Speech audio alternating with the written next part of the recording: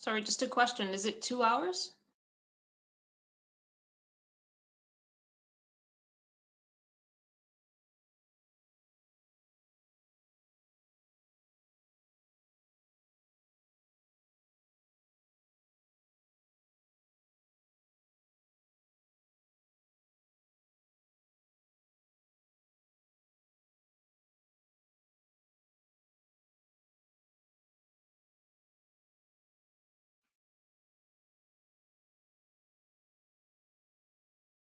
Bom dia a todos e todas. Good morning, ladies and gentlemen. Welcome everyone who is participating here today at this meeting in the side event of the Human Rights Council of the United Nations. We would like to say special thanks for everyone being here in this moment of reflection, and also thank you to the United Nations for welcoming this event in their official agenda. This event stems from a international solidarity in order to strengthen and protect human rights, and also require accountability, this historical accountability of international human rights institutions for the preservation of human life here regarding the Assange case. These sum up of efforts is a fruit of three important fronts for this agenda. The first one, the international solidarity that makes it possible for a community agenda around violations of human rights of workers in the world. Secondly, it is also fruit of an agenda of human rights organizations that act in defense of protection of human rights at the UN system in order for this defense to be ensured in face of the violations against peoples, collectives, and nations. And also, in a wide perspective of these denouncements, the preservation of human rights, political and civil rights, regarding the professional action of journalists who act in favor of truth, the struggle of peoples, and the preservation of human rights that are related to this Assange case. In this sense, we are gathering efforts in this agenda, and we use this UN event in order to deal with the violations of human rights, in order to preserve and defend the rights. So we bring up international solidarity, and we talk about the human rights violations committed against Assange and the important precedents that this case may entail for the protection of journalists and for the action of popular struggles of the society as a whole. So this way we sum up to these organizations that are national and international to defend human rights. So, because for human rights, there are no borders. So we bring up to this event today the theme, the case, and the relevance of this action, which is to be solidarity to the professional field of journalists, but also as human rights defenders, we fight against different oppressions of imperialism, and that sum to these workers class struggles so we may have a more fair society in our world. So in this sense, we are gathering here from Brazil in order to ensure this agenda, which is an official agenda, and therefore we bring up important national and international organizations to debate here with us to strengthen this agenda and also to strengthen the struggle of peoples. In order to start, I'm going to be coordinating this agenda. Giovanni is also going to be presenting himself. I'm Mara Carvalho. I'm the executive coordinator of the organization Brazilian Jurists. And together with the Articulation for the Monitoring of Human Rights, the National Human Rights Movement, the Maranhense Society of Human Rights, we all gather in this organization to support this important agenda and to denounce these violations and also to position ourselves in the Assange case. So in this sense, we open up our meeting, and you who are following us on social networks and the guests who are here in our conference room,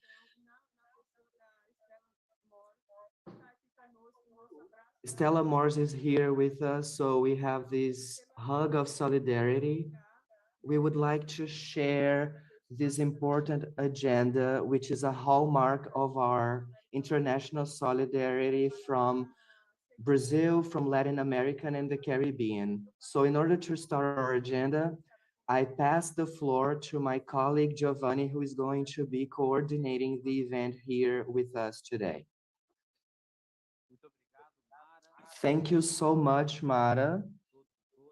I would like to thank the presence of everyone here. It's a big honor for us to be able to organize this agenda within the UN system and talk about the freedom of Assange, but also to look at the violations of human rights and the precedents that are very serious for the press freedom. I'm part of the secretariat, and Mara and I, we are here at the mediation of this event. I would like to thank our most sincere thank you to the organizations who are participating here, Reporters Without Borders, the Indigenous Missionary Council. I also thank the very important partnerships for the organization of this meeting, the campaign Don't Extradite Assange, the offices of Article 19 from South America and Latin America, the support of the Progressive International, and also the importance of the partnership with the Federal Articulation of Journalists and also the group Lawyers for Assange. By bringing up the objectives and the introductory aspects of our debate here, I would like to say that one of the objectives of this event, which is taking place within the UN Human Rights Council, is to debate the violations of human rights caused by the persecution of Assange and the legal process that is criminalizing his profession, and also to discuss the activities of international human rights organizations regarding this case. As Mara has mentioned before, from Brazil, from Latin America, Europe, United States, this is an international agenda, in fact, and this is the spirit of international unity. And also, I'd like to say thank you again to the more than 20 official broadcast vehicles that are here today with us throughout the whole world, broadcasting it internationally in English. So this process here today is very special to broadcast the wide denouncement of human rights violations. And this is a struggle of all of us. So without further ado, I'd like to pass the floor to our panelists that are part of our agenda here today, and the representatives from the entities that are here today with us.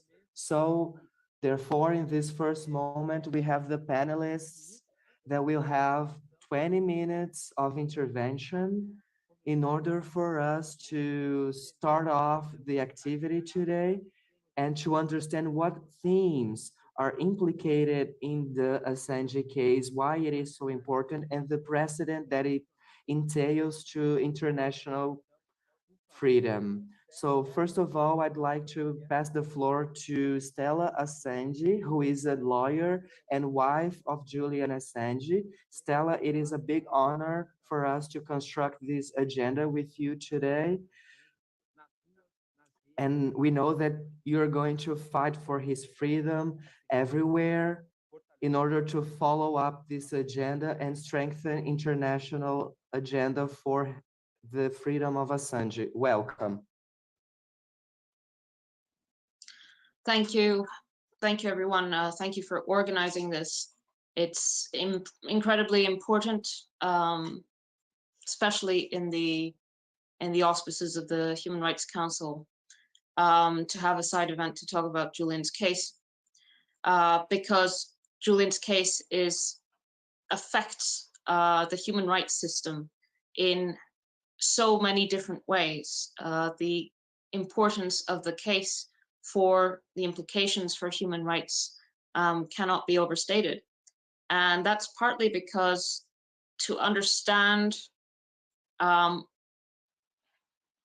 case against Julian is not just the persecution of him as a man, as a publisher of WikiLeaks, but what he represents.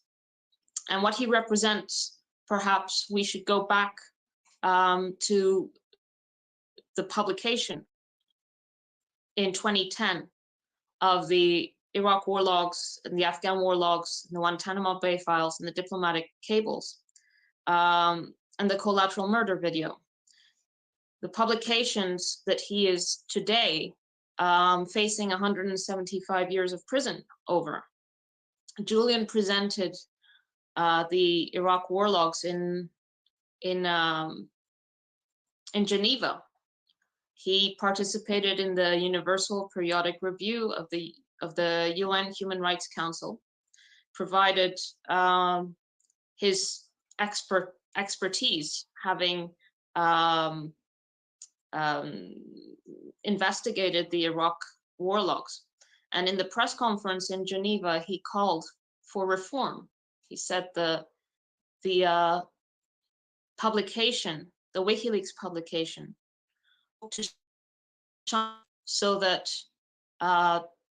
the war crimes that had been unveiled would be prosecuted, and that the policies by the US Army would be changed, amended, so that this could not happen again.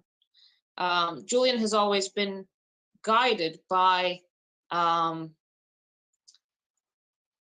humanity, by a respect for the fellow human being. And what WikiLeaks has done so effectively is bring into the public domain the fact of human rights violations that had been covered up, that had been deliberately made unknown to the world, and he made them known to the world. So it is this accountability that is so that is what is being punished. The Julian's project for real accountability through letting the public understand the true face of war and what lies behind these war policies in the Middle East and so on. Then there is the case against Julian. And in order to pursue a case against Julian, the United States is breaking new ground, new legal ground that is setting a precedent that has enormous consequences from a press freedom perspective, which I'm sure others will talk about. But politically, what is being done to Julian is to use him as a deterrent, as an example. If you can take someone so high profile and punish him for publications that are undisputably of enormous public importance, of the most public importance, including war crimes and the slaughter of tens of thousands of innocent people. If you can put him in prison for that, then you can go after anyone. And the United States government is immune from any kind of accountability, even from war crimes. Julian has been detained in one way or another since the 7th of December 2010. It's important to remember specific dates, because otherwise you get lost in a cloud. The 7th of December 2010, Julian was arrested, and he hasn't been a free man since. There have been all sorts of administrative reasons why he has been, ostensibly, why he has been detained. He was never charged. He was not charged in the first 9 years between 2010 and 2019. And the day he was charged was the day he was taken out of the Ecuadorian embassy. He was dragged out of the Ecuadorian embassy by British police. And the moment he was dragged out of the Ecuadorian embassy, it was revealed to the world that the US indeed wanted to extradite him. Because during those initial 9 years, there was a propaganda effort to say that Julian was imagining things. He was paranoid. Of course, the US would never go after him. In reality, the persecution was hidden, and it came out into public understanding with his brutal arrest from the embassy on the 11th of April 2019. Again, it's important to remember the dates. Julian he was dragged from the embassy and into the harshest prison in the United Kingdom, Belmarsh Prison, and he hasn't left since that day. He has been there for over 3 years. And throughout these 3 years, he has been fighting an extraordinarily complex extradition battle to the United States, where there is an outrageous case against him, which essentially criminalizes investigative journalism. And he is facing 18 charges that amount to 175 years. If you break it down, it's about 1 life sentence for each of those publications.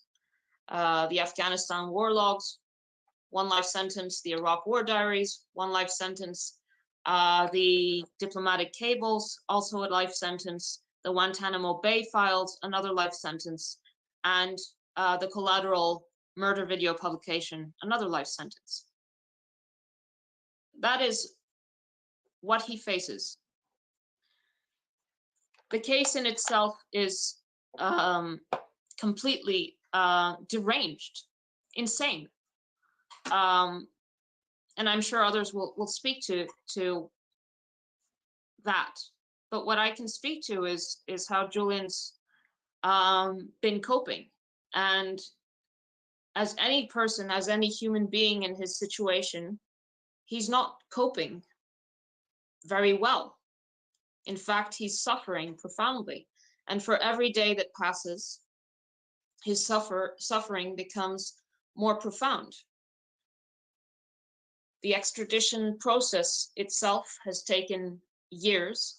He is having to fight this legal fight from inside a prison cell with limited access, very limited access to his lawyers. In the 6 months prior to the extradition hearings, it was COVID, the height of COVID. So for 6 months, he did not see his lawyers. The first time he saw his lawyers in that 6-month period was the day that he went into a courtroom to have a 4-week extradition trial. Extremely complex extradition. He was not able to feed back to his lawyers in a timely way about the legal arguments that they were presenting, because just getting the documents to him takes a week to 10 days, if you're lucky. He has, after a year, he was given a computer. He asked for a computer as soon as he was arrested. It took a year, and the computer they gave him had no access to internet. That's an obvious point, but no access to internet. But not only that, the keys on the computer and the USB slots were filled with glue. And all the text editing software, so like Word, the Word program that you use to write, had been removed from the computer. So he's not able to type up any notes on that computer. All it is basically a PDF viewer. There are tens of thousands, if not, well, hundreds of thousands of documents involved in this legal battle that he has. And it is no exaggeration to say that Julian is fighting for his life. He's fighting for his life with his hands tied behind his back, legally speaking. But quite aside from that, this is a political battle. The aim is not just to win this extradition fight, but to get the case dropped.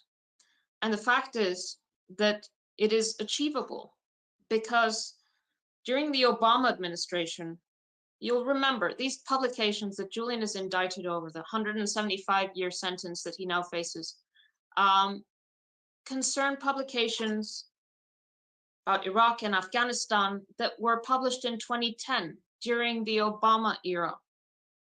And Obama actually made a decision not to prosecute Julian.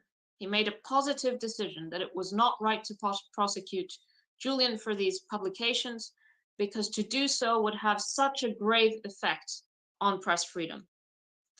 And Obama also pardoned the source, Chelsea Manning, who had been condemned to 35 years. So when Obama left office, the day before he left, he commuted her sentence. And he said, we won't prosecute or extradite Assange. We're not going to pursue him. What happened? A change of administration. How can a case be more political that, depending on who's in the White House, Julian gets prosecuted or not? And the Trump administration used Julian's case as a device to be able to go after the press. And it's not just a question about Trump. There have always been forces within any government, but also the US government, who have tried to find ways to restrict press freedom. And that is true. That was true during the Obama administration, but the press freedom arguments won on that occasion. In the Trump administration, Trump viewed the press as an enemy, and so decided to use this case to set that legal precedent, which would allow him, the administration and future administrations, to go after the press, which is the situation we are now in. Foreign press. Julian is an Australian citizen. He has nothing to do with the United States, except for the fact that he exposed US crimes. And now we have the Biden administration. But what's important to understand about the Biden administration, just like under the Trump administration, is that there are different factions within the administration, and that political pressure and mobilization can actually stop this, can actually have a decisive influence in Biden dropping this prosecution. So I thank you all for being here, but I just want to bring up one more thing. A few months ago, there was an extraordinary investigation from the US. 3 investigative journalists in the United States had been investigating the CIA's role during the Trump administration in Julian's imprisonment. And what they discovered was that when Mike Pompeo was the head of the CIA had prioritized bringing down WikiLeaks and silencing Julian, silencing him in whatever way was possible. And in order to do that, they deployed a range of operations against Julian.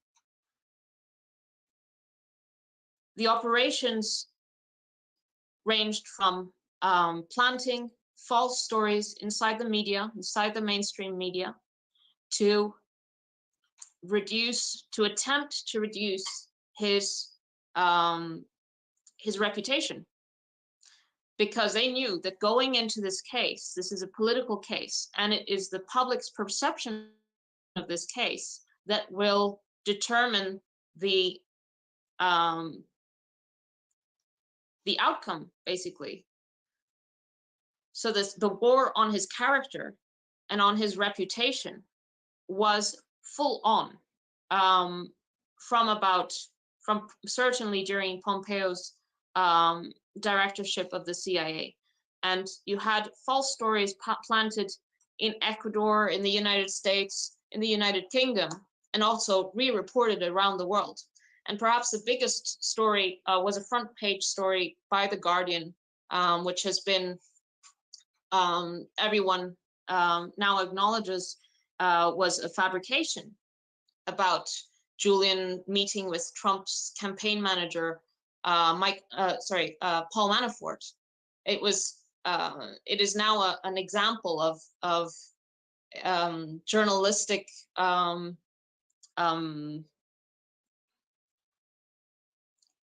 an incredible failure of journalistic standards. But that was just one example of dozens and dozens of false stories that were planted. And they were planted there in the lead up to Julian's arrest. So there has been an incredible attack on his character, and that has been a deliberate attack.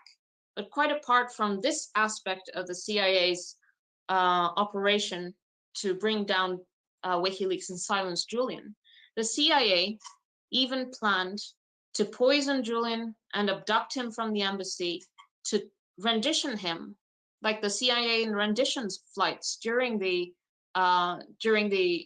so-called War on Terror, to take him to a black site, and even planned to assassinate him. And the CIA has not denied this. Mike Pompeo, in fact, basically confirmed it, because he called for all the sources, which were more than 30 in number, 30, to be prosecuted under the Espionage Act, basically confirming, why would you prosecute false information? So confirming that the story was true. And in fact, now in Spain, there is a criminal investigation about the spying that was going on in the embassy. The security company that was working inside the embassy was in fact taking instructions from the CIA, but this we didn't learn until Julian was arrested in 2019, when several of those workers who had been carrying out the operations inside the embassy against Julian and his lawyers went to the police and went to the press, and they said, actually, we were involved in this illegal activity. And so now the High Court, an upper court in Spain, the Audiencia Nacional, has brought a case against the CEO, the director of that security company, who was working for the CIA in order to spy on Julian and his lawyers. And they discussed poisoning and abducting Julian, just like the CIA had been planning. And as a result of that investigation, Mike Pompeo, it was just reported last week that Mike Pompeo, who is no longer in the US administration, he was the CIA director, and then he was the Secretary of State, has been summoned. He's been cited to appear before a high court judge, a judge from the Audiencia Nacional, to give testimony, because he can't be prosecuted as a foreigner, but to give his witness statement about what those plans were exactly to assassinate Julian, as was reported in this investigation. So what you have in Spain is an example, or is what should be happening in this case. We have concrete evidence of crimes committed against Julian. We have a persecution that is laid bare, that is there for everyone to see. We are all firsthand eyewitnesses to Julian's suffering, to his mistreatment, severe mistreatment, to his persecution. And that is what should be investigated. That is, it is Julian's victimhood is clear for everyone to see. And we have these concrete criminal activities that have been undertaken against Julian and his lawyers. They are far too many to go into here. But there is I recommend everyone who wants to understand the detail, because it is fascinating, and it is also very telling about the new standard that is being set for persecution of dissidents and journalists.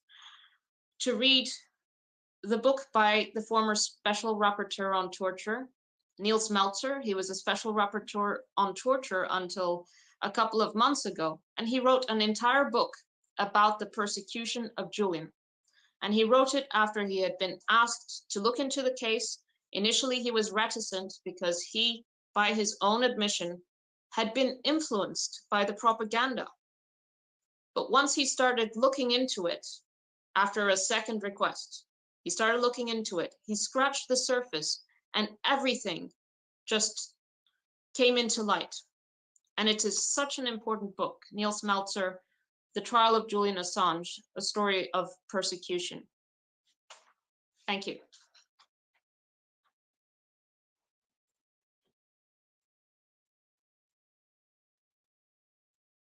Obrigada, Estela, mais uma vez, pela sua presença. Thank you so much for your contribution to this piece. In the denouncement of all these violations that are proved from this story of Julian. And also in your statement, it is very clear that this is a process of political persecution that criminalizes human rights defenders and the profession of political journalism that goes against in physical integrity, the access to wide defense and access to a legal proceeding. So your statement reinforces the need for international solidarity in order to see this case, in order for us to revert it. So we may not have precedents like this that continue to violate human rights and persecute human rights defenders. So we continue our event, and following up, we pass the floor to another important guest, international guest, Vijay Prashad, a journalist who is a member of the International Assembly of Peoples. Welcome, Vijay. We pass the floor to you, and thank you so much for your presence here today with us. Thanks a lot, Mara. I'm grateful to you. Bom dia to all my friends in Brazil. Thanks to Stella for opening this up with a powerful statement about the importance of the case of our friend and comrade Julian Assange, who is a journalist, a publisher, a man of great integrity. Well, I wanted to start by saying that yesterday in Paktia province in Afghanistan on the border with Pakistan, there was a terrible earthquake and about 1,000 people died, many of them children. I didn't see much coverage about this earthquake because, frankly, I've come to believe that there is an international division of humanity. Some people's lives matter, other people's lives simply don't matter. Social media is awash, particularly in the West, but not only in the West, with the flags of Ukraine. People have memorized the colors of the Ukrainian flag. But I want to ask people who are watching us here at the auspices of the United Nations, and thanks very much, of course, to the International People's Assembly, but I want to ask people here, what is the color of the flag of Afghanistan, where the United States prosecuted a war alongside its European partners for 20 years? What does the Afghan flag look like? Have you ever thought about that? You know so much about the Ukrainian flag. What does the Afghan flag look like? What does the Iraqi flag look like? United States prosecuted a war, in fact, a long war. I would like to say that that war begins in 1991, goes through a brutal sanctions regime against the Iraqi people through the 1990s, punctual bombing of Iraq by the Clinton administration, and then, of course, the war in 2003, led by George W. Bush. I'll come back to that war. Terrible, terrible violence done to the people of Iraq. What's the flag of Iraq? Does anybody know or care? This idea of the flag is not a trivial idea. For me, it illustrates starkly the fact of the international division of humanity. You care about Ukrainians, but you don't care about the Afghan people, and you don't care about the Iraqis. You don't care about the people in the Congo, whose leader, Patrice Lumumba's tooth was returned after decades by the Belgian imperialists, so that his family could have some peace, that at least a part of his body could be buried with dignity. Those lives don't matter at all. And my friends, those are the lives that Julian Assange helped us catalog. Let's go for a minute to Iraq. I covered the war in Iraq. I've been to Afghanistan. I've seen the suffering imposed upon the Iraqi people and the Afghan people by the war machine of the United States. Seen that suffering. It's ugly. Other colleagues saw that suffering as well, and I want to tell you about a few of them. I want to tell you a little bit about my friends from Al Jazeera.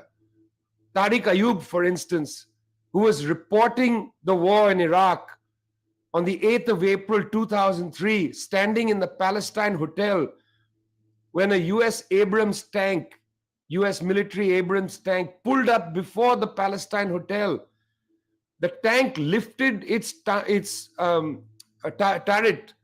Man got out, looked right into the eyes of Tariq Ayub, who was broadcasting live for Al Jazeera from his balcony. And the tank fired on that room and killed Tariq Ayub in cold blood. 8th of April 2003. I want to tell you about Mazin Dana, worked for Reuters, killed in Iraq.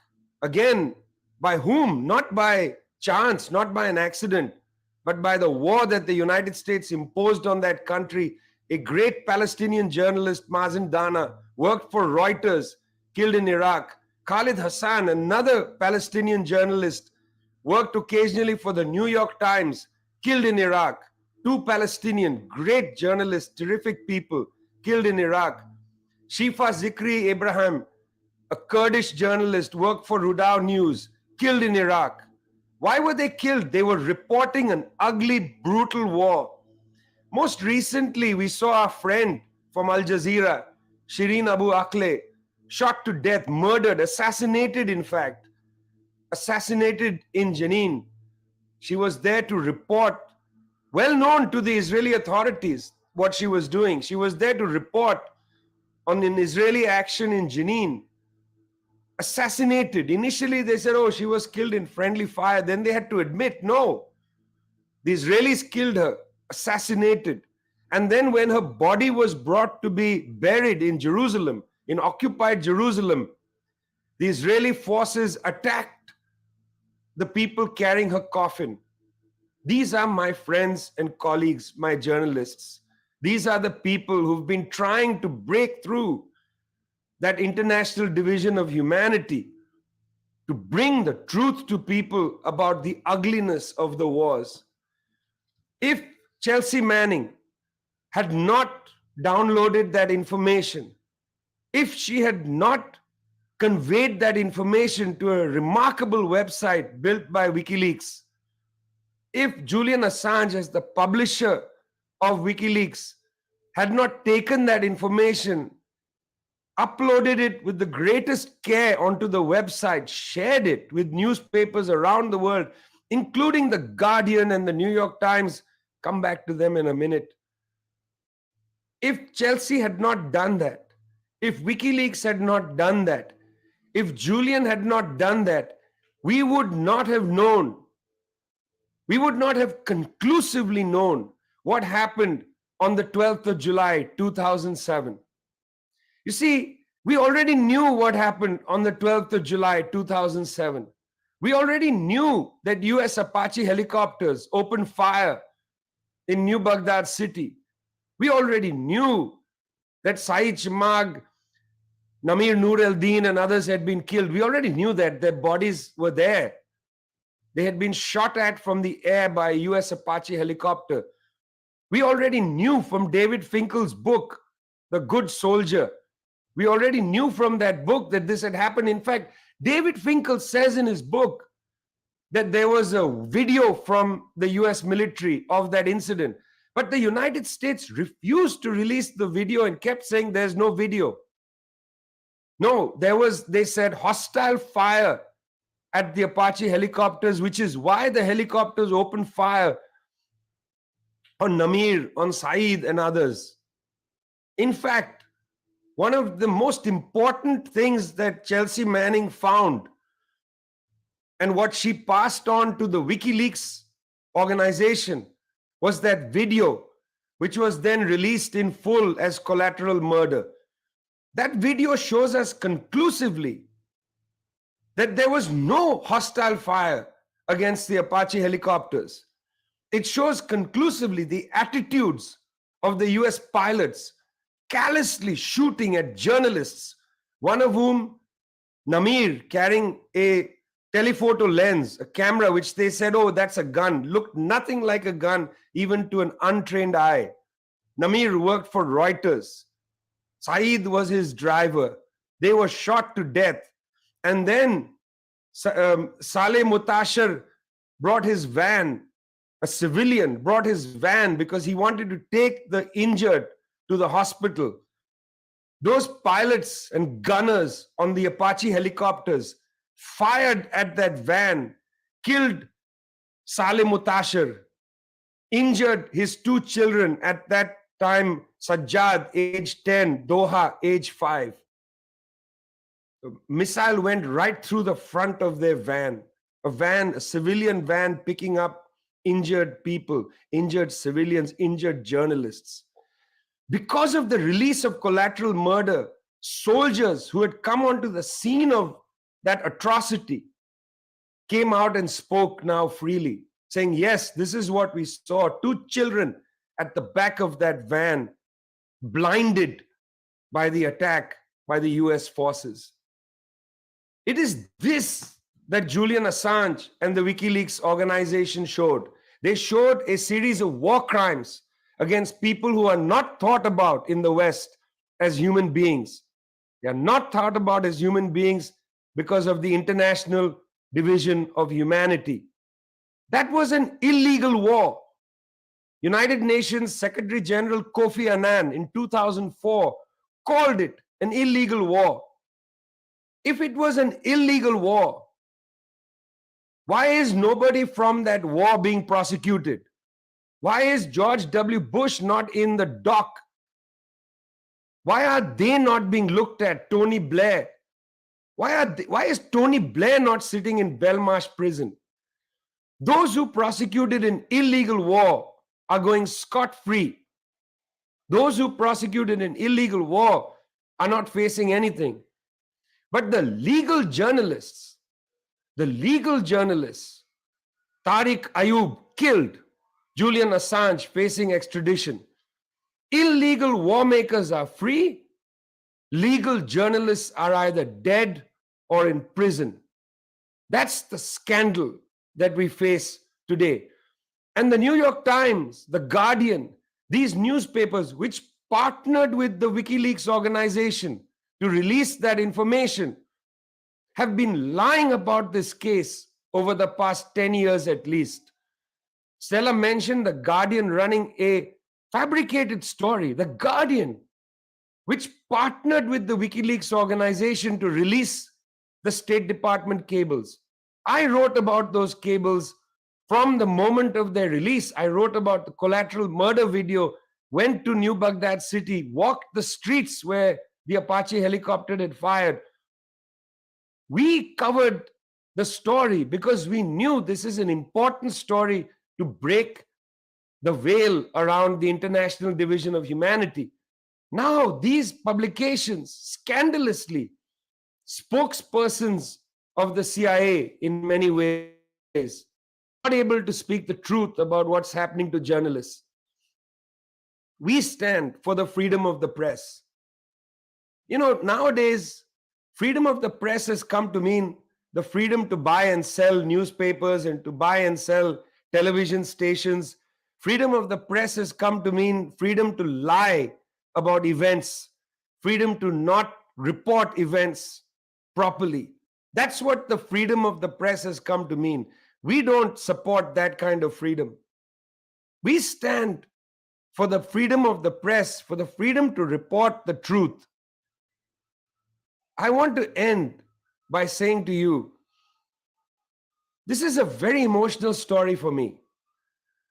I saw too many people in Iraq broken by an illegal war. Almost every one of my friends has had family members killed, and many of my friends died reporting that war.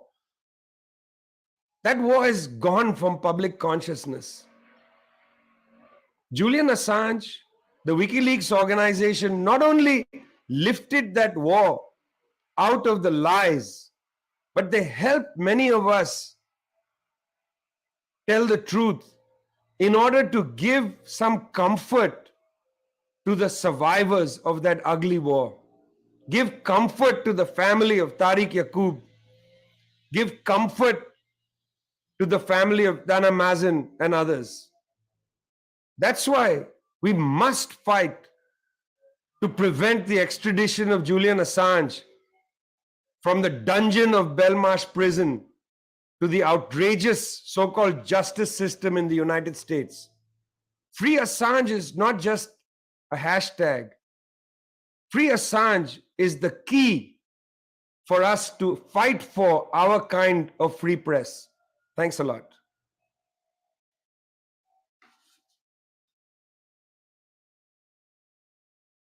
Muito bem. Queria agradecer. Well, thank you, Vijay, for your statement, bringing up very important elements, considering the importance of the Assange case.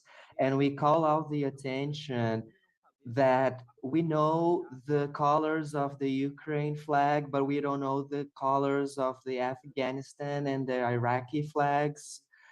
And these illegal wars have lasted for many years and we don't know the colors of the flags.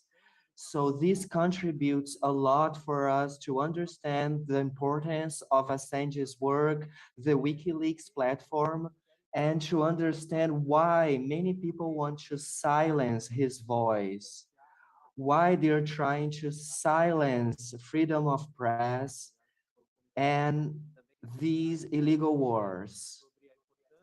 Vijay also brings up the importance of understanding the work of journalists. Those many journalists that were mentioned, they were journalists who tried to overcome this international division of humanity. And in the case of Brazil as well, for example, the case of Dom Phillips, it marks the same. It marks that the good profession of journalism is persecuted. Journalists are held in prisons, and so therefore we need to denounce these violations of human rights against those who are speaking the truth, because in fact, we need to know the truth. And this is the work of Julian Assange, and this is why we're here. So following up to the next moment of our event, I'd like to pass the floor for interventions from organizations and entities that are here with us, and to start, Larissa Hamid, who is a professor of the Federal University of Paraná and member of the International Secretariat of Brazilian Jurists for Democracy. Welcome, Larissa. You have 3 minutes of intervention. Thank you so much for your presence here today. Thank you so much. Hello to everyone who is listening to us. I speak in the name of the Brazilian Association of Jurists for Democracy, which is an entity that has been present in different settings and highlighting legal safeguards that are safeguarded not only by the Brazilian legal system, but also by the international legal system. And therefore, I'd like to state my indignation in face of the abuse that Julian Assange is suffering. Julian must be considered one of the martyrs of the era, and he's a victim of a legal exception regime because the United States has persecuted him since he revealed disturbing information, and the US has labeled him as an enemy to be punished because of his conduct that is against the expectations of the United States. So therefore, he is being held in prison, and he's being persecuted for something that should be ensured to all journalists. Journalism and terrorism are mixed and are being confused. The American authorities are persecuting him. And so, as a victim, political asylum, the right to freedom of press, and many protections that should be ensured to these people are not being guaranteed. The legal regime imposed onto Assange is an exception regime that does not guarantee legal protection. And so here we put forward the alert that in the case of extradition to the United States, it is not only Assange who is going to be a victim, but also fundamental principles of the freedom of press, the freedom of accessing information should be in the public domain.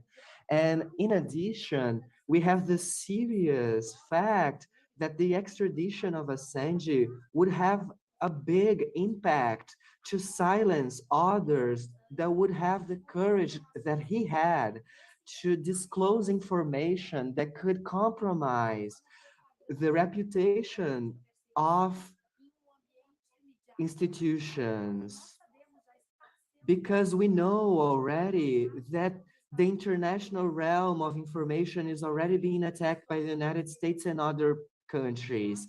So there would be an irreversible effect, because a precedent like this would pave the way for the United States and maybe other countries to extend their jurisdiction extraterritorially, abusively, in a way that is contrary to the international law. And as American citizens or not, because these denouncements are based on political case that should be in the political domain. They are being carried out every day by journalists. That is, to authorize Assange's extradition would mean to criminalize the journalist practice. There are everyday practices. So there are many rights that are protected by the international law that are under siege, that should not be criminalized. Therefore, the denouncement of irregularities is a fundamental process of freedom of press. When they receive denouncements, they decide if they're going to reveal activities that are against ethics, that are dangerous, that are incompetent, or they're going to understand that the public domain needs to know about these information. Therefore, the filtering of information should be considered something legal, something important, something that is established in the Universal Declaration of Human Rights, in the Pact for Civil and Political Rights. And so the publishing of this information is an important pillar of freedom of press. The citizens should have access to this information. Therefore, this is a pillar of democracy that should be protected and not criminalized. And therefore, our organization position itself totally contrary to the extradition of Assange to the country that is his biggest enemy, the United States. Thank you so much. Thank you so much, Professor Larissa.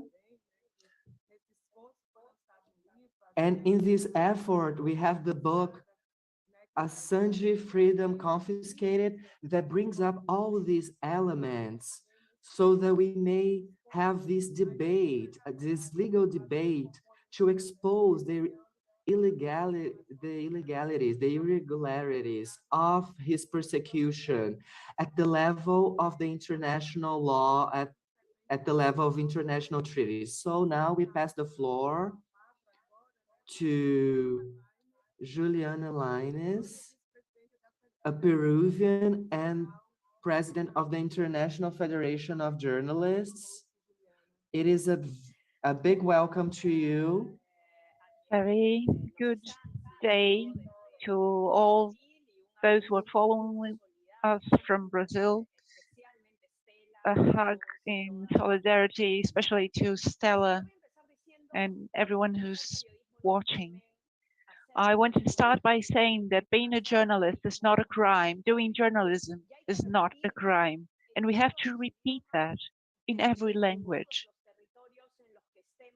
from wherever we are, and as many times as we have to, because the International Federation of Journalists, through all of its offices, regional offices, and more than 160 unions that we have around the world, have repeatedly said two words regarding the Assange case. The first one is shame. Shame not only on the decision of the United Kingdom to extradite him, but also regarding the Ecuadorian government decisions, the Swedish government decisions, the United States decisions, because all of those governments, and as in many other countries, are presenting themselves as promoters and defenders of press freedom. And a second word we have been repeating regarding the Assange case is revenge, because we assume this is a revenge case against our comrade Julian Assange for shedding light on war crimes that the humanity needed to know about.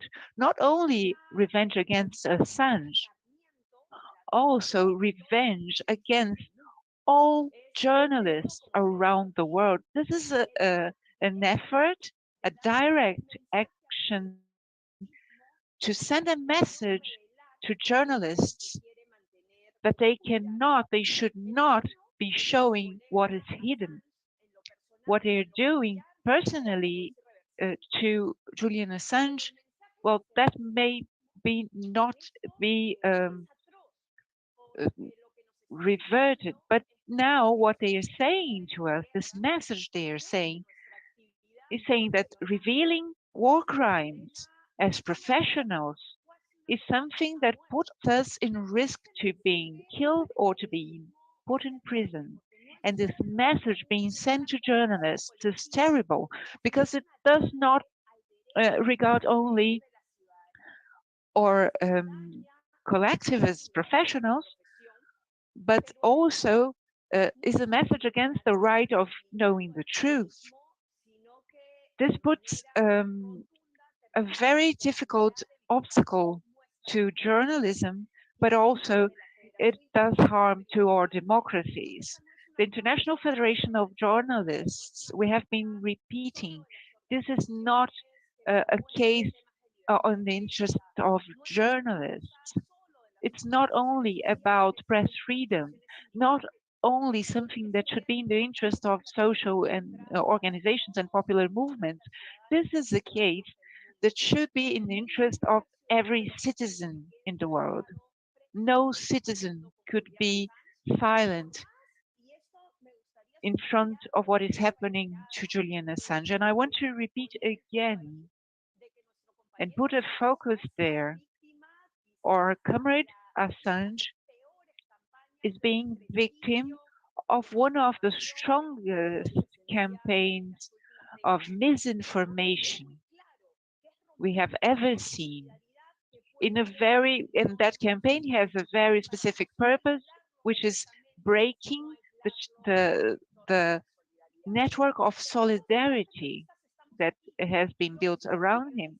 But we are still here, journalists, we are still here in each one of our countries, asking for the freedom of Assange, reminding Biden, as our union did in the United States, that he is following the extradition of Assange, that he is asking for Assange to be punished for revealing war crimes.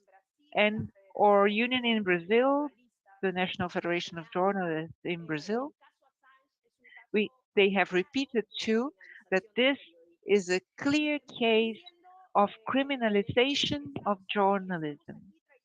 And we want to say that we are still here. We are 500,000 journalists represented in this federation, and we are standing in this fight because this fight needs us to be together. It is not a crime to be a journalist. It's not a crime to do journalism. Thank you. Perfect. Journalism is not a crime. Work on journalism is not a crime. Thank you so much, Juliana. Thank you for the information that you have brought to us in the name of the International Federation of Journalism. And now, following up our intervention, I'd like to ask Enéas Rosa, who is from the Articulation of Human Rights. Thank you, Giovanni. Good morning, good afternoon to everyone who is here with us in this event, and also to everyone who is following us on the many broadcast channels of this event. So first, I'd like to manifest my full solidarity to Stella, who is wife of Assange, and to all her family who have been intensively fighting for Julian's freedom and who has been articulating international actions. And this action here, this event here is another one that is fighting for his freedom and for the right to freedom of press and freedom of expression. So I think this first statement is very important because we need to add to these struggles. It seems to be always necessary, and the previous statements have gone to this direction. We need to state that it is impossible to think about a democratic society, a transparent society, the fairest society possible without freedom of press and freedom of expression. And this society is not possible without the activity of professionals, of communicators, of journalists that may exercise in their work a free and responsible work of communication, especially when these information are fundamental to fight against injustices, to fight against the criminalization of human rights defenders, for example, or criminal actions, for example, the one that we are talking about here today, the war crimes that we can see because of the work of journalists like Julian Assange. So effectively, just like previous statements, freedom of press and freedom of expression, they are under attack in many places worldwide. And these also signals that solidarity action must be broadened. It must expand according to this agenda, according to this fundamental human right that is very necessary to our society. And also in this sense, the importance of this event within the the the United Nations Human Rights Council, we need to assert the importance of human rights of Julian Assange as a human being, as an individual, but also freedom of press and freedom of expression that is very dear to the several documents from these human rights organisms.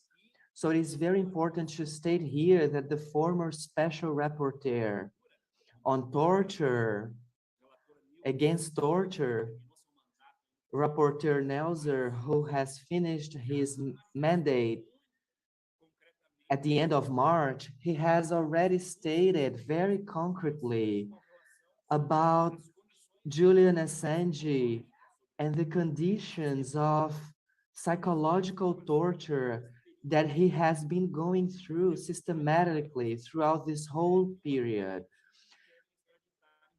by the countries that want to extradite him to the United States. This has already been spoken of in Stella's statement and also the book that this former rapporteur has published. So in order to finish in this same line, we, organizations and articulations from the field of human rights who have been acting and who are involved in these many human rights situations in Brazil, we have talked about the murder of Dom Phillips and Bruno, who were working in the Amazon, where criminal activities are very strong. They were murdered. So we would like to ask and request the international human rights system, especially the bodies that are related to freedom of press and freedom of expression, they must contribute to the monitoring closely of Julian Assange's situation, especially at this moment where his extradition to the United States is imminent. He must have his rights safeguarded, and all forms of violations of violence that he suffers must be broadcast, and the perpetrators must be held accountable. So thank you so much. I must say that we will continue to work for his freedom and for the freedom of press. A big hug to everyone. Thank you so much, Aeneas. It is very important to share these elements here and also record that human rights organizations had a very big importance for holding this meeting and this agenda. And also, I would like to say that according to Aeneas' statement, the organization of this event has sent an invitation to the reportership of freedom of press, of freedom of expression, and also to the reportership to the combat of torture.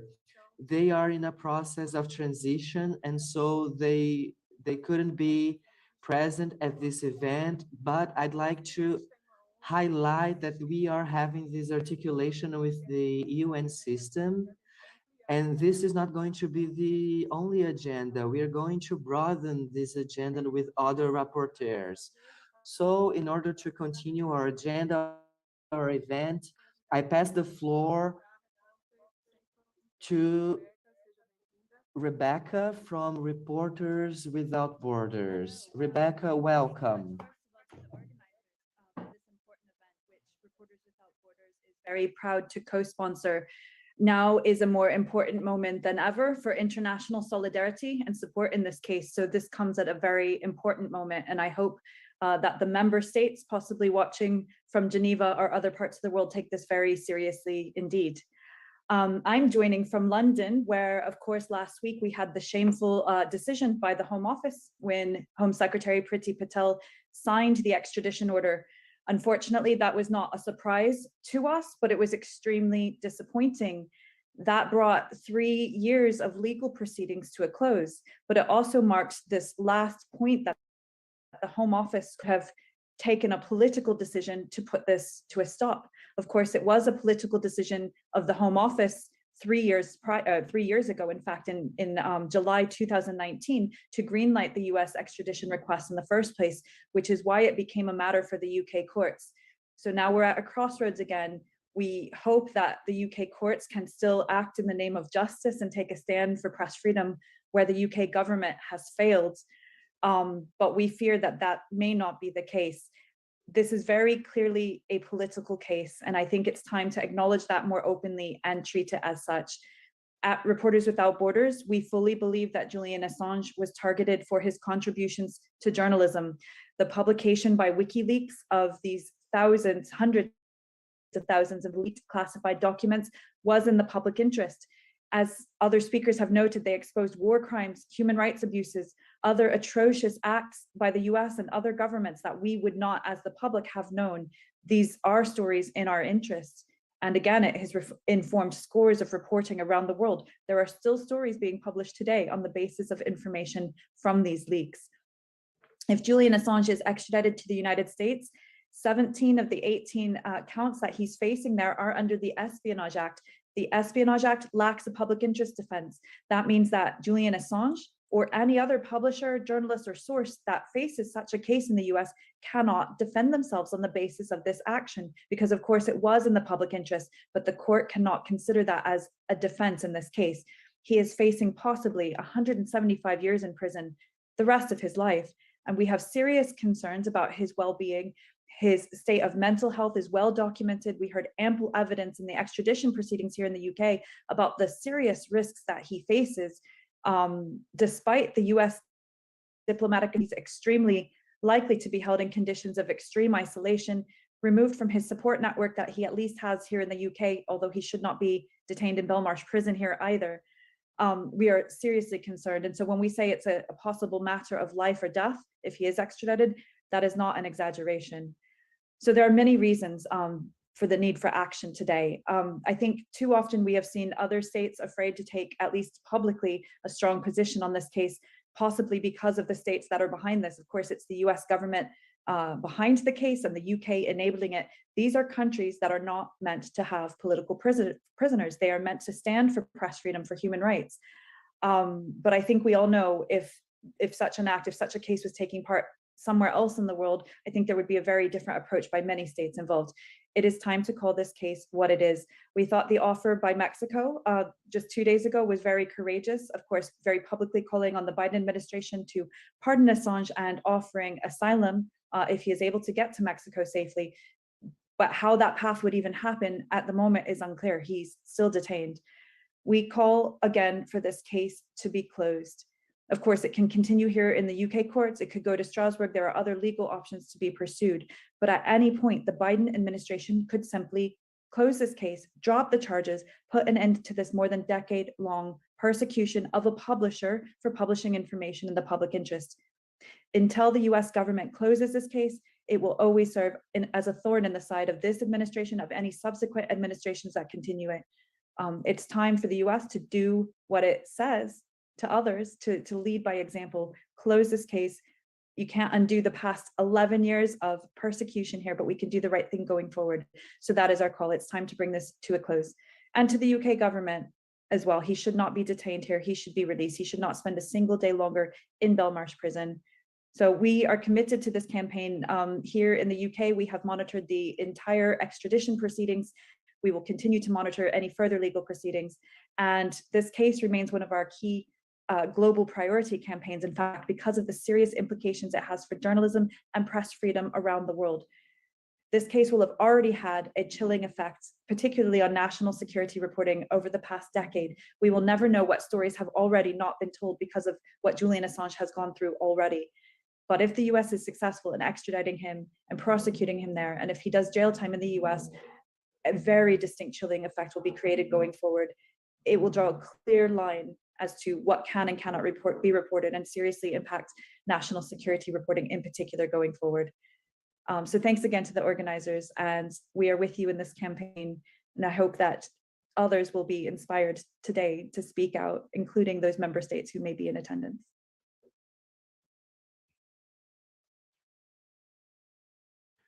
Muito obrigado, Rebecca. Thank you so much, Rebecca, for your very important contribution from Reporters Without Borders, this international organization that represents several journalists around the world. It is very important for us to construct this agenda with campaigns that have been for so much time doing this trajectory of defense of Assange and denounce important cases. So this is very important for us to construct this agenda in unity. And now the next statement, which is going to be the last one from this block, the organizations that are helping to construct this agenda, I'd like to ask Paulo Carbonari, who is a member of the National Movement for Human Rights in Brazil. Paulo, it's a big honor to have you with us today. Good morning, good afternoon. It is very sad to need to meet and to gather in this campaign. I'd rather meet with you to celebrate advancements, to celebrate transformations, deep transformations in the lives of humans and in humanity regarding human rights. But who works with human rights has in the everyday life the need to look at every situation of attack against human rights and attacks against those who make their lives and who have their lives in the construction of denouncements of human rights violations. In this sense, I'd like to salute Assange. I'd like to salute his friends, his family members, and everyone who is gathering to the effort and to say that we will not accept the violence and the violations that he has been suffering, because although they are directed at him, they are targeting him, they are actually targeting everyone who everywhere in the world is positioning themselves in the important task of being a human rights defender. To protect human rights defenders is fundamental. To protect organizations that work with human rights, to protect broadcasting vehicles that are committed to human rights is fundamental for us to take steps to hold accountable those who are the agents that perpetrate human rights violations, and also those that are benefiting from these human rights violations. Therefore, to act in the sense of protecting and defending human rights defenders requires to hold them accountable and places onto us the task to be to have solidarity to Assange, who is the one that we are talking about today. It is very difficult for us Brazilians to deal with this, because it has been few days since the murder of Bruno and Don, two human rights defenders who, like Assange, are demoralized, and more than demoralized, they are criminalized, and more than criminalized, they are murdered, they're killed. So these dynamics is a very cruel one, which unfortunately translates into the everyday lives of men and women who are human rights defenders. So we need an outcry against these violations, and therefore these organizations that defend human rights, these local organizations that act throughout the whole country, this is why we are here. Assange is being persecuted because he fought against the power of powerful people. And these people, they don't like human rights, because they only like human rights when human rights are convenient to them.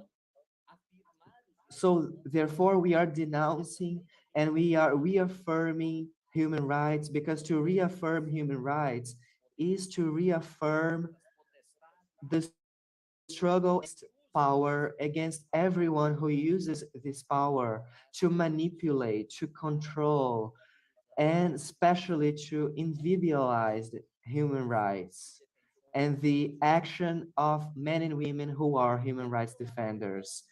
I finish my statement very sadly by saying that many UN bodies were invited, but they are not here. We are in an activity within the UN system, but we don't have the presence of some of these bodies. And this is very sad. We must insist that these bodies, they must respect, because of the respect and the legitimation that they have, they must be at the side of the victims. They must they must not be concerned about the power of powerful agents.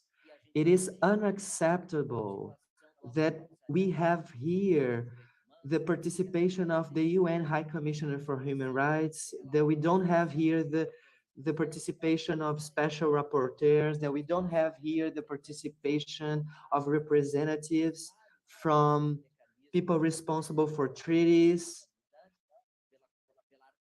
people who have the the power in the international architecture of human rights.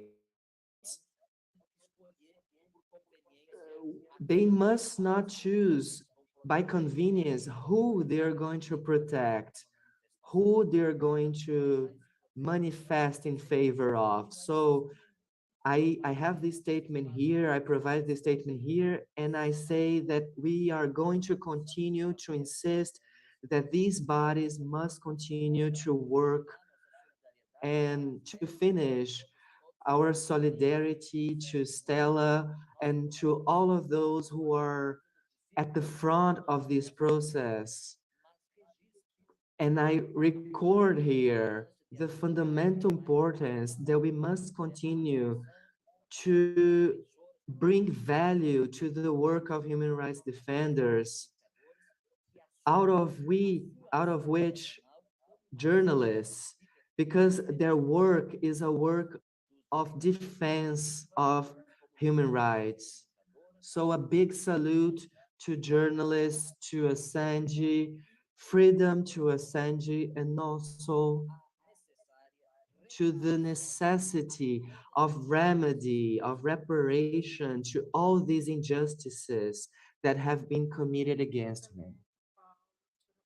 Excellent, Paulo. Thank you so much for your participation with this synthetic statement. And therefore, we finish this first part of our event. And also, the International Federation of Human Rights was a partner of this process, monitoring this event. So we finished this first period of the event and we follow up to the final part of the event, which is to debate and to pass the floor to our international guests such as Stella and Vijay, so they may dialogue with these last few statements and to talk about this international solidarity for the life of Julian Assange. But before that, we also open to some of our colleagues who are here today if they want to make any interventions, any questions. So you may have these interventions before we pass the floor to our guests to the final statements. So opening this period, this part here, Paulo, does anyone here in the conference room want to make any interventions? You are free to talk, to speak, and to ask any questions to our guests. And then later, we're going to pass the floor to Vijay and later to Stella. Can we do it like this? So I'm going to pass the floor to Jill to make your question. Thank you so much. Thank you so much, Mara, for your intervention. So thinking a little about the next steps that we should take, that we should think about to make pressure within the UN system, the UN Human Rights Council, for it to follow up more closely on the Assange case, whether he's in the US or in the UK, in order to guarantee human rights in his case. And an Australian journalist that is in prison in England and who is going to possibly be extradited to the US. So my question to Stella is, what are the pathways that we have, Australia, United States, UK, what are the pathways, the pressure that we need? What are the institutions, what are the actions that we must think about considering these broad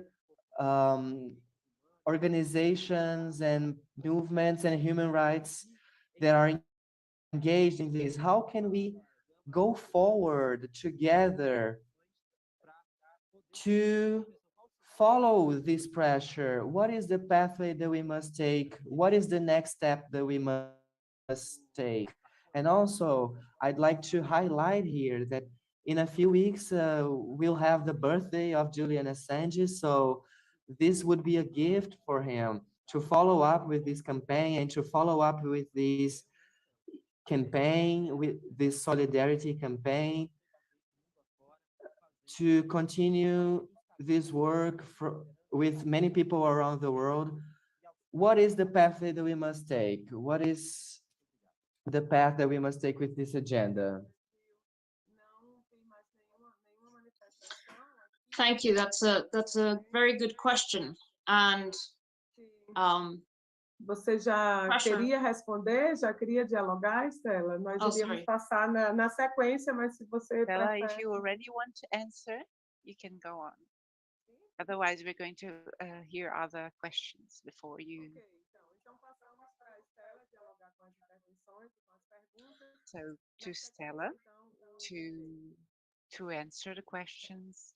Sure, just basically the pressure has to increase, and we have to find ways to make it ever more uncomfortable for the governments involved to continue to pursue this case. The propaganda campaign that has been waged against Julian is precisely to avoid these types of coming together in solidarity with him. And so that the message that has to be consistently sent and louder is that it is having the opposite effect. Julian's case is not a sui generis case. Julian published all this true information that affected, that had huge impact, including for people who had been victims of human rights violations to be able to take their case to court. For example, the case against Julian is so outrageous that it is completely intolerable, and every fora must be used in order to drive this point home. So, for example, the decision, this is now behind us, but the decision by the Home Secretary, Priti Patel, to sign the order of extradition, which was announced on Friday last week.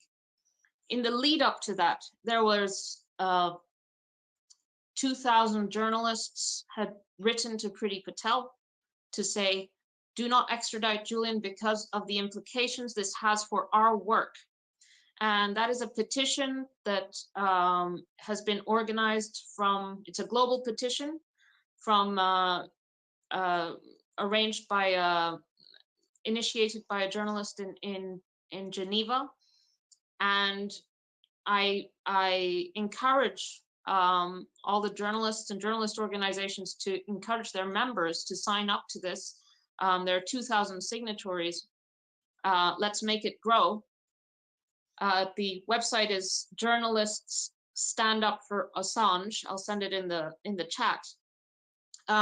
Also, 300 doctors from 35 countries wrote to Priti Patel, but also the representative of media freedom for the Council of Europe, Dunja Mijatovic, and the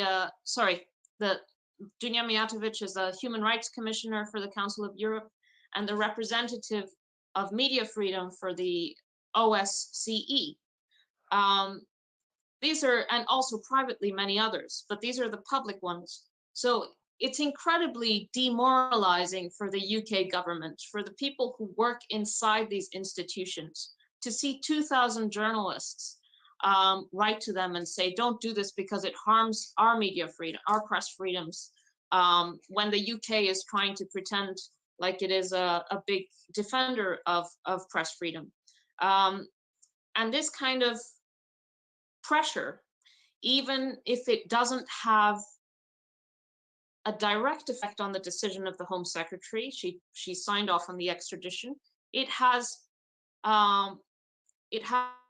other side effects. So just yesterday, you had the conservative newspaper, The Telegraph, who had been silent on Julian's extradition, writing an article saying he shouldn't be extradited. This is a big progress. Shaming the UK and the US in relation to this case systematically, and not just as the Assange case, but as your attack on press freedom through this case against Julian Assange endangers press freedom globally, is an attack on human rights. And that has to be used in every possible fora, every UN universal review, every committee review of these countries. It should be always one of the key things that are brought up, and that is something that human rights organizations and press freedom organizations are uniquely placed to be able to do. Any press freedom press conferences where the UK and the US are present, this should be center stage, and it should grow louder and louder until Julian is released.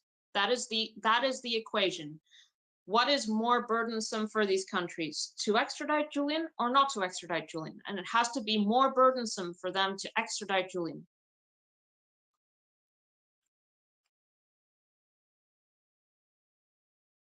Ok, obrigada, Stella. Importante. Okay, thank you so much, Stella.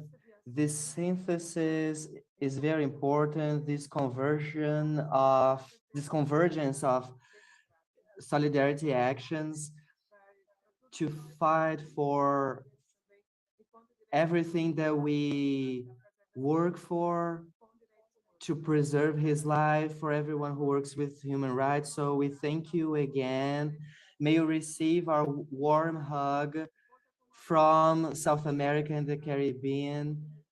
And may we continue in solidarity in this convergence that you have stated to us when you talk about this synthesis of actions that can be carried out. We are very happy with your presence here. And now continue.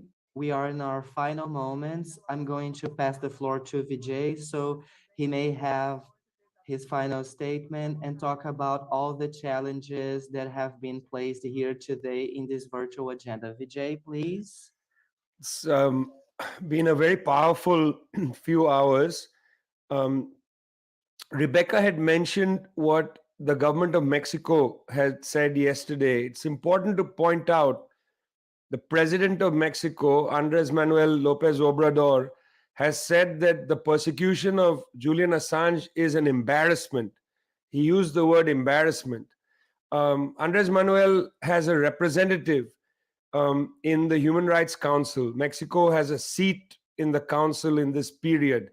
And I hope very much that the Mexican representative is going to speak quite firmly about this case. I also want to say that Argentina has a diplomat in the room, Federico Villegas, who's I believe, the chair of the council now. Federico was the Argentinian representative for the platform called the Global Action Against Mass Atrocity Crimes. For a long time now, I've tried to get that body interested in the fact that the war on Iraq was a mass atrocity crime. I very much hope that we will be putting pressure on bodies such as that to consider, look back at the Iraq war, not as a war, but as a mass atrocity crime, a crime that was revealed by the WikiLeaks organization.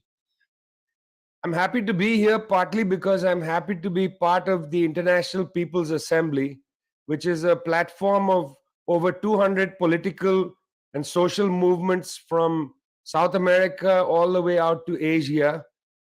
I want to say that for the International People's Assembly, the campaign to free Assange is a core part of our agenda. In February, our movements went out onto the street in Africa, in Asia, in Latin America, in Europe, in North America.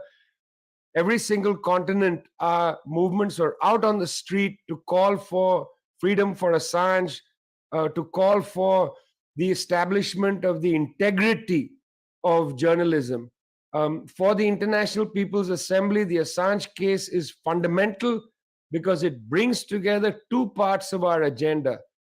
It brings together our agenda against war for the establishment of the sovereignty of the peoples of the world, so that war is not used to constrain popular sovereignty. That's one part of the important agenda of the International People's Assembly. The other part of our agenda is to create the space for full human dignity to thrive. One aspect of full human dignity to thrive is to have a free press. You can't have a free press, you can't have full human dignity if you don't have a free press. The fight for full human dignity, the fight for the sovereignty of nations, these two aspects are brought together for us in the International People's Assembly by the case to free Julian Assange. Yes, our fight is for Julian Assange in particular. Yes, that's true. We would like him to be free and the case to be cracked, broken. But we also fight for full human dignity and for the sovereignty of nations to be established in the world. And so, on behalf of the International People's Assembly, I want to just say that for us, this is a core fight. And all our 200 plus organizations around the world are committed not only to that hashtag free Assange, but to being on the streets in front of the UK embassies in Pretoria, in New Delhi, in Brasilia, in Buenos Aires, but also in front of the US embassy, which is much harder to get to, I must say, in most of our capital cities. So thanks a lot and see you on the streets.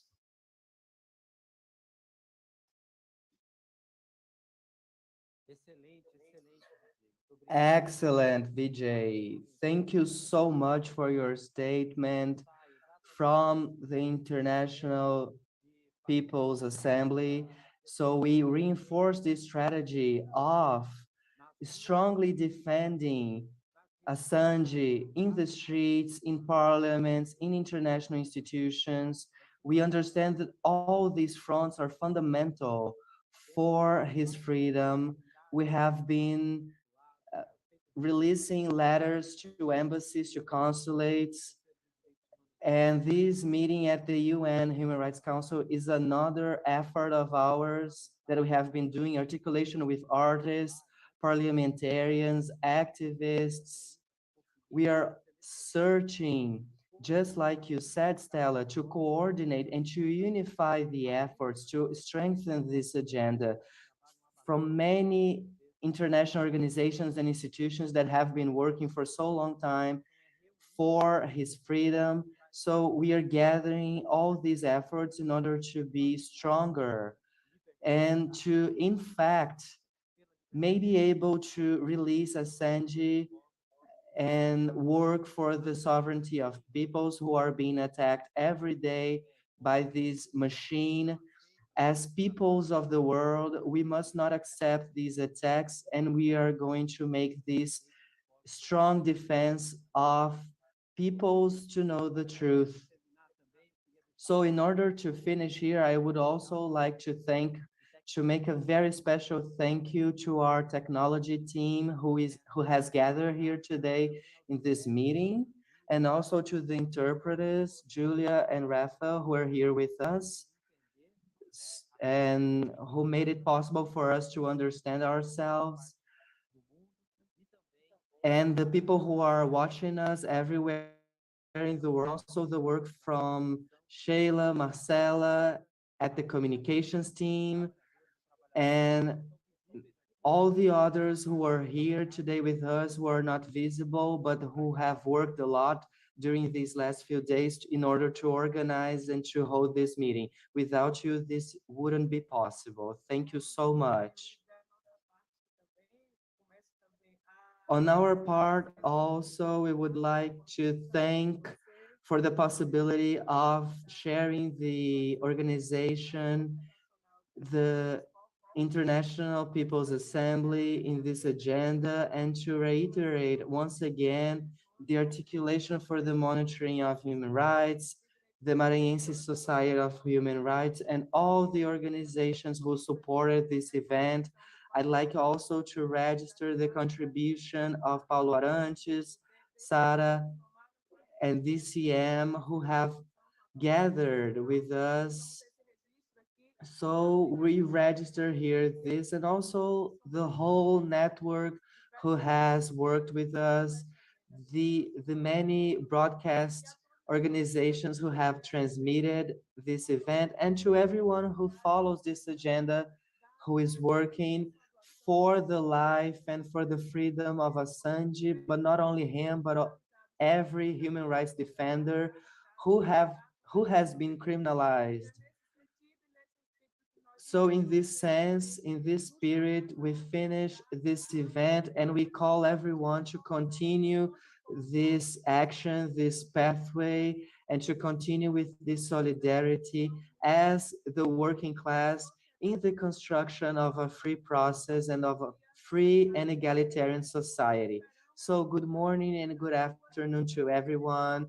We hope to see you in the streets, in the political action, in courts, in the UN, to continue fighting for human rights and for the lives of the working class. A good lunch, a good dinner to everyone. We are together and we are working for Assange's freedom. A big hug, Stella and family members. Thank you so much. Ok, gente. Thank you, gracias, obrigado. Muito bom. Gracias, gracias. Thank you. Y un abrazo, Estela, y a todos. Gracias, gracias por todo. Nos seguimos Gracias. Thank you encontrando. for everything. Abraço, Stella. Thank A you. big hug, Stella. Congratulations, Mara. Thank you so much, everyone, for being here today. We will keep in contact. We, as much as we reinforce and we strengthen our efforts, we will advance more. So let's evaluate our activity and continue working. Thank you so much, Stella, Vijay, Mara, for the mediation. Thank you, Paulo, Graziella, Juliana, everyone. It is a big pleasure.